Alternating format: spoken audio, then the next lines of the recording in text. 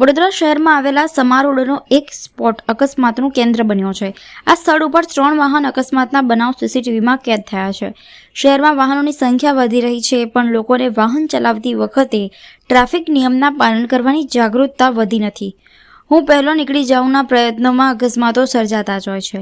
સમા વિસ્તારમાં એક જ સ્થળે 3 જેટલા અકસ્માતો સર્જાયા છે, જે સીસીટીવીમાં કેદ થયા છે।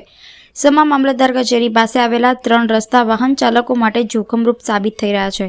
એક જ સ્થળ પર 3 અલગ અલગ અકસ્માત સર્જાયા, જેમાં વાહન ચાલકો ઇજાગ્રસ્ત થયા હતા અને વાહનોને પણ નુકસાન થયું હતું। ત્રણેય અકસ્માતની ઘટનાના સીસીટીવી સામે આવ્યા। અકસ્માત માટે વાહન ચાલકોની બેદરકારી તો છે જ, તેમજ રોડ પર સ્પીડ બ્રેકર નહીં હોવું, તેમજ એક બાજુના રસ્તાની કોર્નર પર નીચે જાહેરાતના બોર્ડ લાગેલા છે, જેના કારણે પણ વાહન ચાલકોને વાહન દેખાતું નથી અને જજમેન્ટ પૂરતું મળતું નથી।